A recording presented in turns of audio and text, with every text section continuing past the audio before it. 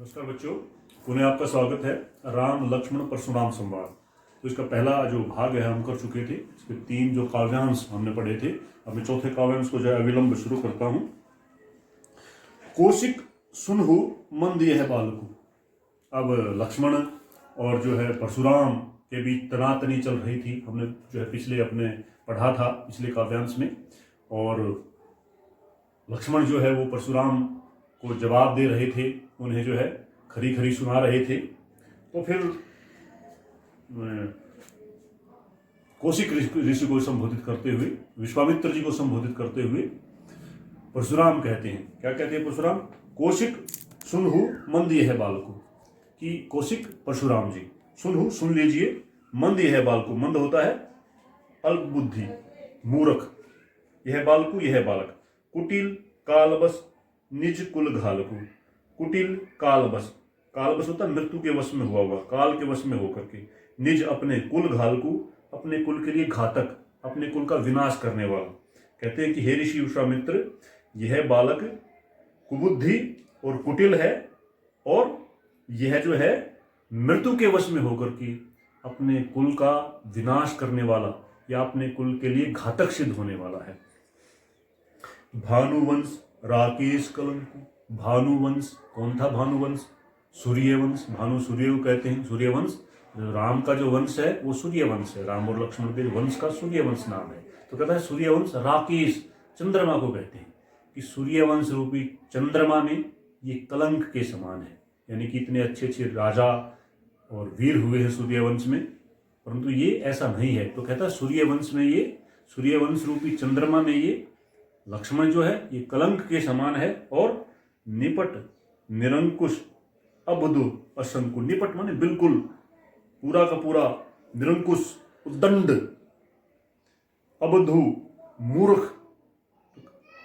कहता है कि ये जो लक्ष्मण है ये बिल्कुल जो है वो उद्दंड है, बुद्धिहीन है, निडर है। तो कहता है ये तो जो है सूर्यवंश रूपी चंद्रमा में कलंक के समान है। काल कवल होई छन माही।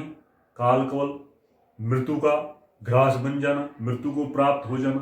कि हे विश्वामित्र, ये जल्दी ही जो है वो मृत्यु का ग्रास बनने वाला है, ये मृत्यु के वश में होने वाला है, मृत्यु को प्राप्त करने हो। छन माही मतलब एक पल भर में ही। कि हे विश्वामित्र सुन लीजिए, ये जो है पल भर में ही जो है मृत्यु का ग्रास बनने वाला है, मृत्यु को प्राप्त होने वाला है। कहाँ पुकारी खोरी मोहिनाही। खोरी होता दोष। कहाँ पुकारी, कहता है ये बात मैं पुकार पुकार करके आवाज लगा लगा के कह रहा हूं। खोरी मोहिनाही, अब जो है मेरा कोई दोष नहीं है। ये बालक जो है ये तो पल भर में ही मृत्यु को प्राप्त होने वाला है, ये बात मैं पुकार पुकार करके कह रहा हूं। अब मेरा इसमें कोई दोष नहीं है। तुम हटकहूं जो चहूं उबारा। हटकहूं होता है रोक लेना, जो चहूं चाहते हो, उबारा माने बचाना। कि हे विश्वामित्र, तुम इसको जो है अगर बचाना चाहते हो तो हटकहूं बचा लीजिए। हे विश्वामित्र, यदि आप इसको बचाना चाहते हैं तो आप इसको रोक लीजिए। कैसे रोक लीजिए? कहीं प्रताप बल रोष हमारा। कहीं माने कह करके, प्रताप बल रोष गुस्सा। इस लक्ष्मण को तुम हमारे गुस्से, प्रताप और यश के बारे में, बल के बारे में बता करके रोक लीजिए, अगर तुम इसे बचाना चाहते हो। फिर देख लीजिए कि हे विश्वामित्र, अगर तुम इसे बचाना चाहते हो तो इसे तुम मेरे प्रताप, बल और गुस्से के बारे में बता करके रोक लीजिए, अन्यथा ये मेरे हाथों मारा जाएगा। अब लक्ष्मण जी जो है ये बात सुन करके कैसे चुप रह सकते थे? लक्ष्मण जी बोल पड़े। क्या बोल पड़े? लखन कहेऊ सुनी, लखन कहेऊ मुनि सुजसु तुम्हारा। लखन कहेऊ, लखन जी बोले, मुनि, हे मुनि परशुराम, सुजस सुयस तुम्हारा। कि हे मुनि तुम्हारा सुयस, तुम ही अछत को बरने पारा। तुम ही अछत, तुम अच्छे से कह सकते हो, को कौन, बरने पारा वर्णन कर सकता है। कहता हे मुनि, आपके सुयस को आपसे बढ़कर कौन वर्णन कर सकता है? आपके सुयस का वर्णन आपसे अच्छी तरह से कोई नहीं कर सकता। अपने मुंह तुम आपनी करनी। बार अनेक भांति बहुबरनी, अपने मुंह से, तुम आपनी अपने आप ही, करनी कर चुके हो। कहता अपनी जो बड़ाई जो है, अपने यश का वर्णन अपने आप तुम कई बार कर चुके हो। बार अनेक कई बार, भांति बहु कई प्रकार से, बरनी वर्णन करना। कहता है कि तुम जो है कई बार जो है भांति अनेक कई विधियों से, कई प्रकार से जो है अपने मुंह से ही अपनी बड़ाई अपना वर्णन कर चुके हो। नहीं संतोष, अब भी आपको संतोष नहीं है तो पुनः ही दोबारा कह कछु कहूँ कुछ कह लीजिए। कहता अब भी आप कितनी बार अपने मुंह से कितनी प्रकार से अपने यश का वर्णन कर चुके हो, अब भी आपको संतोष नहीं है तो दोबारा कुछ कह लीजिए, पुनः दोबारा कुछ कह लीजिए। जनी रिस रोकी दुसह, दुख से हो, जनी रिस रोक में गुस्से को रोक करके, दुसह माने दूसरा सहने में जिसको बड़ा कष्ट हो, असह्य हो जो दुख, सह मैंने सहन कर रहे हो। कहता अपने गुस्से को रोक करके तुम इस असह्य दुख को क्यों सहन कर रहे हो। फिर कह लीजिए अपने गुस्से को, फिर शांत कर लीजिए अपने जो यश का वर्णन करके। तो अब फिर समझ लीजिए इसके, नहीं संतोष तुम तब पुनि कुछ कहो, नहीं संतोष हूं तब पुनि कुछ कहो। कहता अब भी आपको संतोष नहीं है तो आप फिर जो है अपनी बड़ाई कर लीजिए, अपने जो यश का वर्णन कर लीजिए। जनी रिस रोकू, ये गुस्से को रोक करके, दुसह दुख सहु, ये बड़े ही असह्य दुख को आप सहन मत कीजिए, इस दुख को आप सहन मत कीजिए। आप जो है अब भी आपको संतोष नहीं हुआ है तो आप अपने यश का वर्णन फिर कर लीजिए। वीरवर्ती तुम धीर अछोभा, वीरवर्ती वीरता का वर धारण करने वाले, तुम धीर धैर्यवान, अक्षोभा अक्षोभ रहित। कहता है तुम जो है वीरता का व्रत धारण करने वाले, बड़े ही धैर्यवान और अक्षोभ रहित हो। गाली देत न पावत सो, तुम योद्धा हो, वीर हो, गाली देते हुए तुम्हें शोभा नहीं मिलती, तुम्हारे लिए शोभा नहीं है जो तुम मुझे गाली बार बार दे रहे हो। सूर समर कर नहीं करही, सूर वीर पुरुष, समर युद्ध भूमि में, कर नहीं करही मतलब करके दिखाते हैं। कहीं में जना वही आपको, कहीं माने कहकर, जना वही मतलब प्रकट करना, जताना, आप मतलब अपने आप। कहता है कि जो वीर जो लोग होते हैं वो युद्ध भूमि में करके दिखाते हैं, अपनी वीरता को कहकर प्रकट नहीं करते। विद्यमान रन पाई, विद्यमान पा करके, रन युद्ध भूमि में, रिपु दुश्मन को, कायर लोग, डरपोक लोग, कथई कहते हैं, प्रताप यश का वर्णन, अपने प्रताप का वर्णन। कहता है कि युद्ध भूमि में अपने दुश्मन को सामने होने पर भी, दुश्मन के सामने होने पर भी, दुश्मन को विद्वान पाने पर भी जो कायर लोग हैं वही अपने प्रताप का वर्णन करते हैं। जो बहादुर जो लोग होते हैं वो तो युद्ध भूमि में कुछ करके दिखाते हैं, वो कह करके जो है अपने यश प्रताप और वीरता का वर्णन नहीं करते।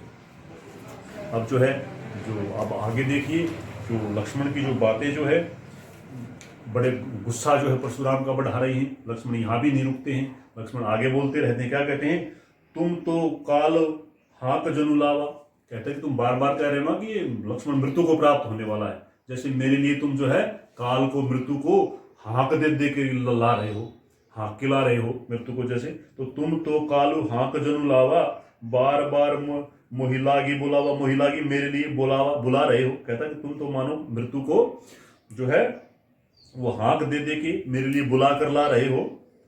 सुनत लखन के वचन कठोरा, परसु सुधारी धरेव कर घोरा।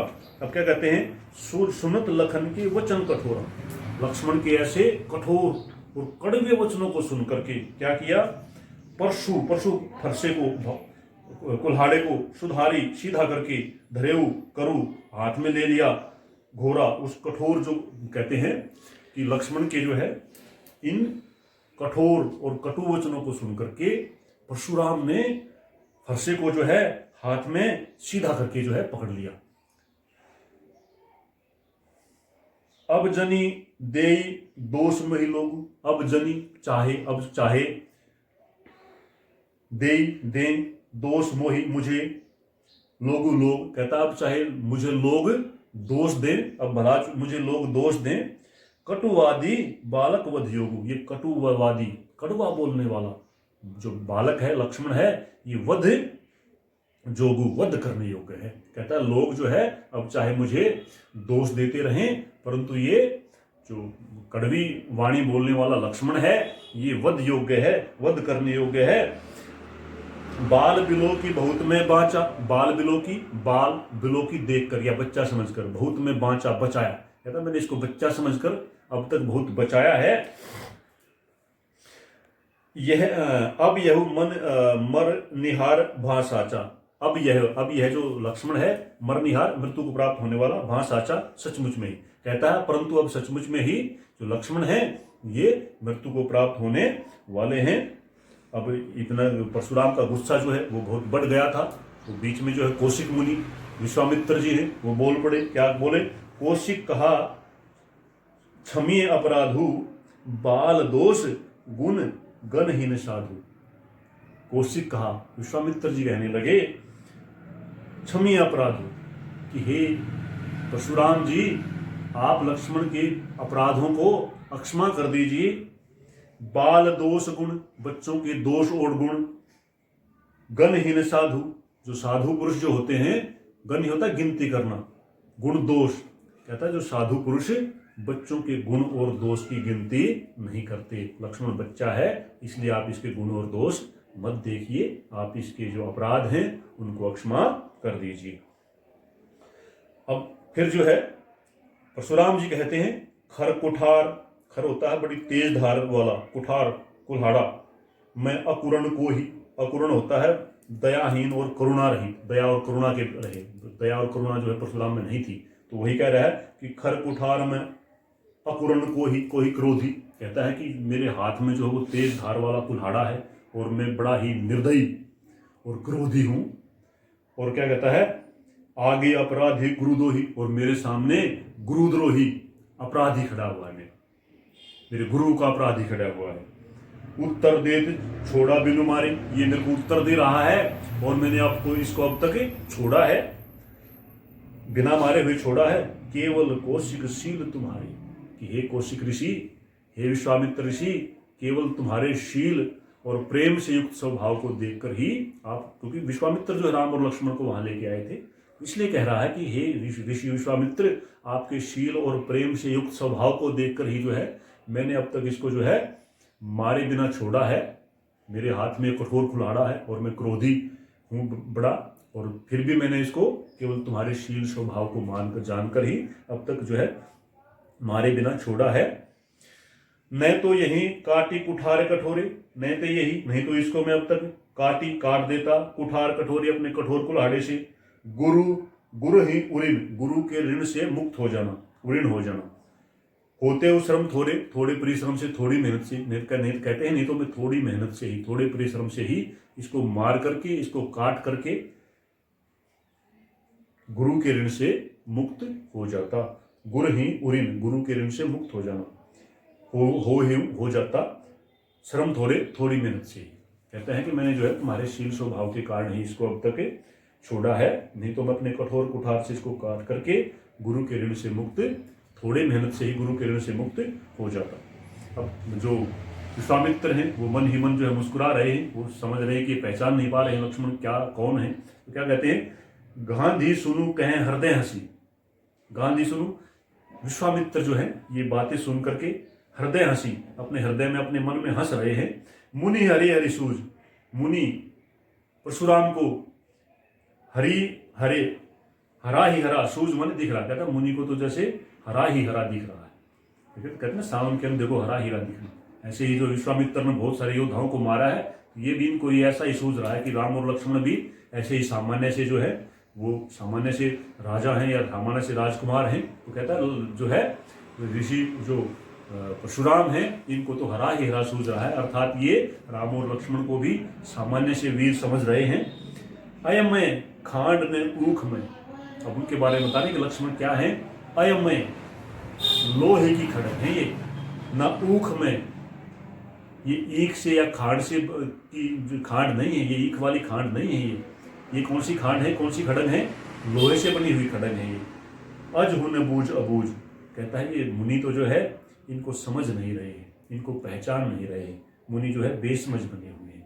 लक्ष्मण जो है वो ईख में, ईख मतलब ईख से जो बनी हुई, गन्ने से बनी हुई खांड नहीं है, ये तो लोहे से बनी हुई खड़म है तथा कठोर है। इनको सही से जो है जो परशुराम है वो समझ नहीं पा रहे हैं। अब हम अंतिम पद्यांश में जो है पहुंच गए हैं। अब देखिए, कहे वो लखन मुनिशील तुम्हारा, फिर लक्ष्मण जी बोल पड़े, कहे हो लखन मुनिशील तुम्हारा, को नहीं जान विदित संसारा। कहे वो लखन, लक्ष्मण जी कहने लगे, हे मुनि, किसको वो कह रहे हैं? परशुराम को कह रहे हैं, हे परशुराम, शील तुम्हारा, आपका शील स्वभाव, को नहीं जान विदित संसारा, कौन नहीं जाता सारा संसार, विदित होता जानना, संसार पूरा संसार जानता है आप कितने शील पुरुष हैं। व्यंग कर रहे हैं, वक्रोक्ति है यहाँ पे, व्यंग और वक्रोक्ति है। परशुराम बड़ा गुस्सा वाले थे और परशुराम ने जो है अपनी माता को ही जो है वो वध कर दिया था।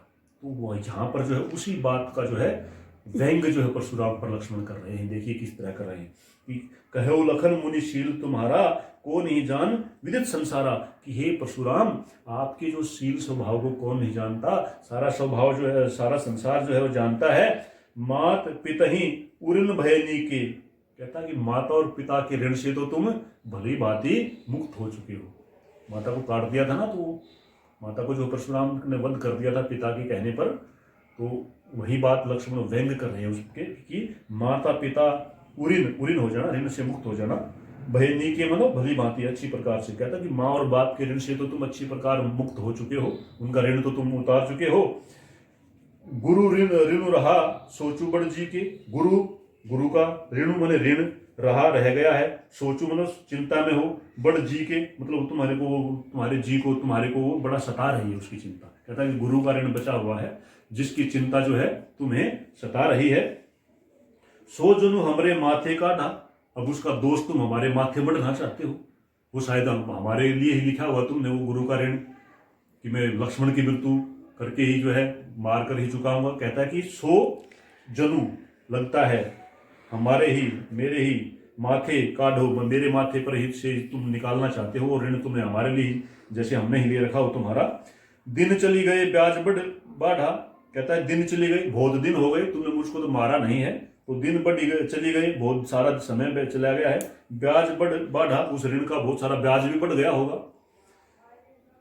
अब आनी है व्यवहारी बोली, व्यवहारी होता है हिसाब किताब करने वाले को। कहता अब तो हम चलो किसी हिसाब किताब करने वाले को बुला लेते हैं, हिसाब कर लेते हैं तुम्हारे ऋण का जो तुम मुझ पर बता रहे हो।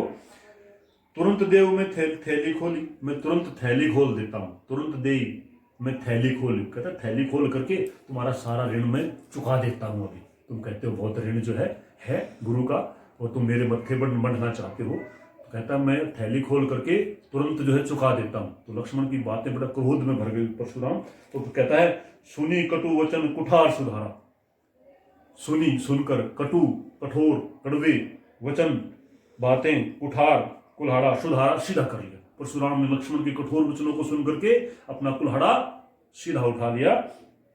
हाय हाय सब सभा पुकारा, सबको पता था परशुराम बड़ा क्रोधी है, तो सारी सभा के लोग हाय हाय पुकारने लगे। हाय हाय कह के जो है विप्सालंकार है, हाँ जहाँ ऐसी स्थिति हो जहाँ भय का वातावरण हो जाए तो हाय हाय सब सभा पुकारा, सारी सभा जो है हाय हाय कहकर पुकारने लगी।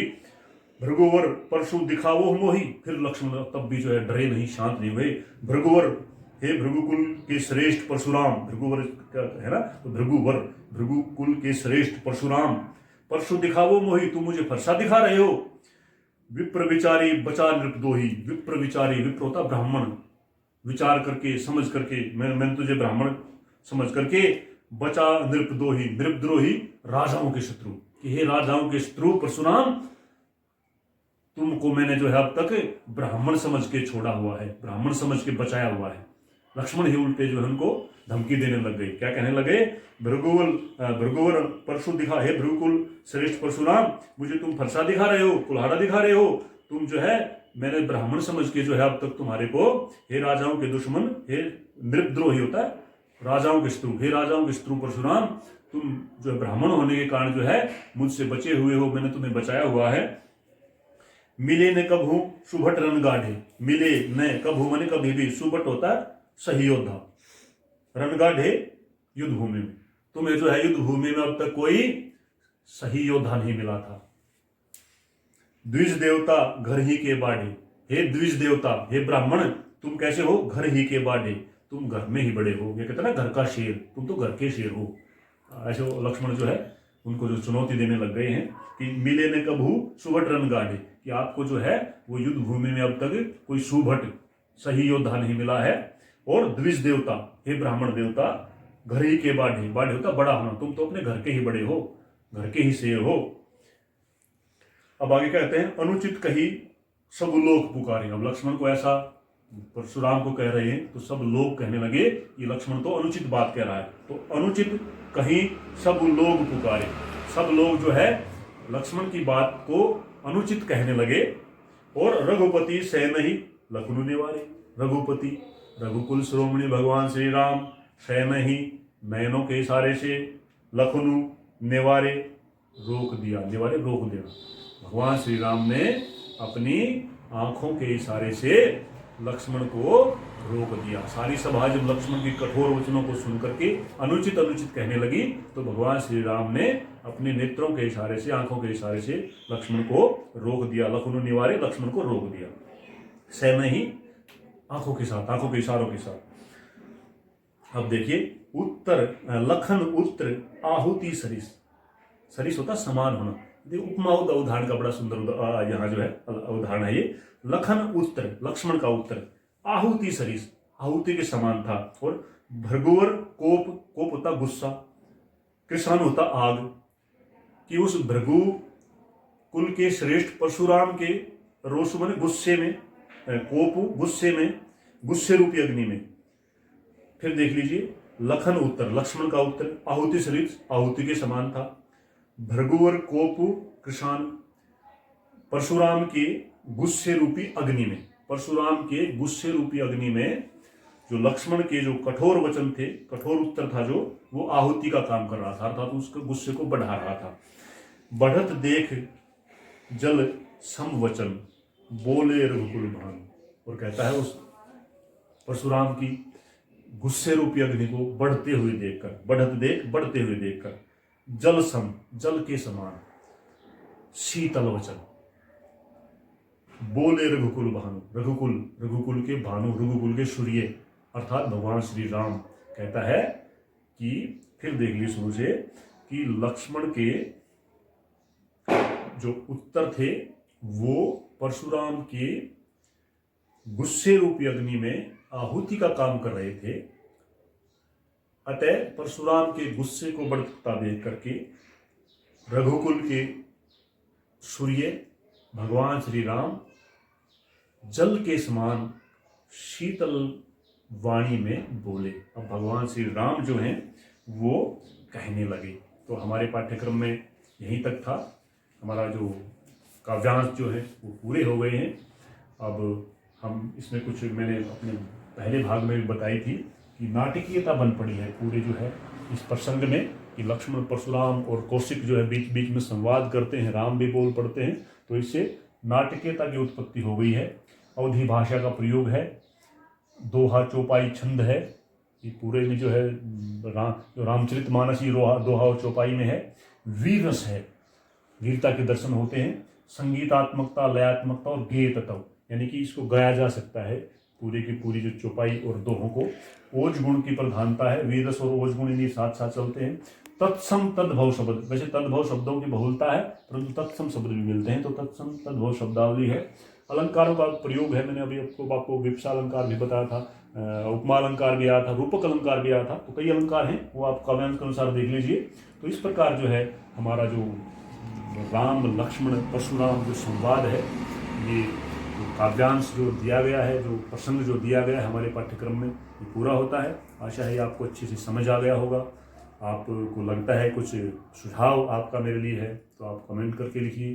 अगर आपको मेरे जो पाठ हैं, प्रस्तुति अच्छी लगती हैं तो लाइक कीजिए। और अभी तक आपने मेरा चैनल जो है सब्सक्राइब नहीं किया है तो कृपया इसे अभी सब्सक्राइब कर लीजिए, ताकि मेरी जो अगली वीडियोज़ हैं वो आप तक जो है वो बिना किसी रुकावट के पहुँचती रहें। धन्यवाद।